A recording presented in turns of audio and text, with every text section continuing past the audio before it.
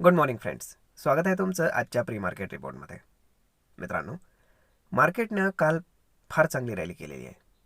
कारण मार्केट तसं कन्सॉलिडेट व्हायला पाहिजे होतं, परंतु काल ते झालेलं नाही. म्हणजेच मार्केटमध्ये बुल रन अजूनही चालू आहे. FIs सध्या सेल करतायत. त्याच्यामागचं कारण मी तुम्हाला कालच सांगितलेलं आहे.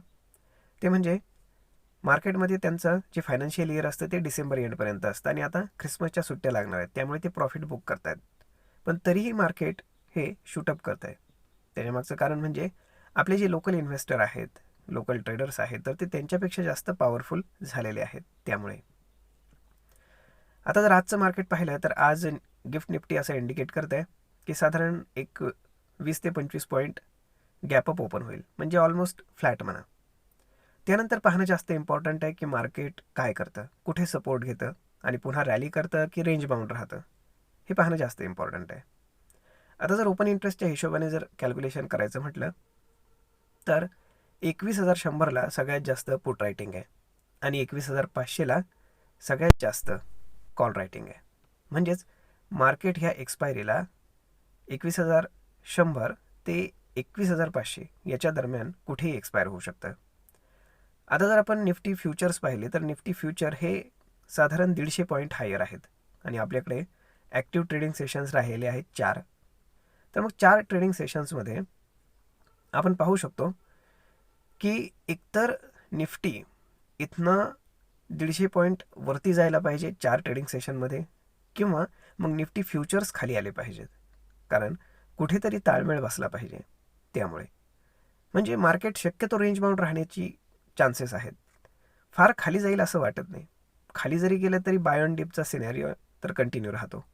म्हणजेच साधारण एक 100 एक पॉईंट 50 एक पॉईंटच्या आसपास जर समजा खाली गेलं तर तिथे पुन्हा बाईंग येऊ शकते.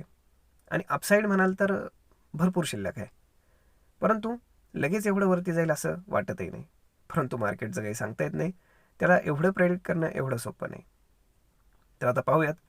मार्केट तर फ्लॅट ओपन होत आहे, म्हणजे थोडंफार मुवमेंट तर मार्केटमध्ये राहणारच आहे.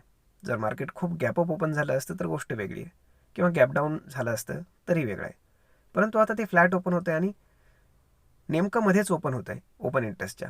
त्यामुळे मग ते रेंज बाउंड ठेवलं जातं की काय केलं जातं हे पाहणं जास्त इम्पॉर्टंट राहील. परंतु मित्रांनो, जर तुम्हाला स्टॉक्समध्ये इन्व्हेस्टमेंट करायची असेल तर ही सगळ्यात चांगली वेळ आहे असं मला वाटतं.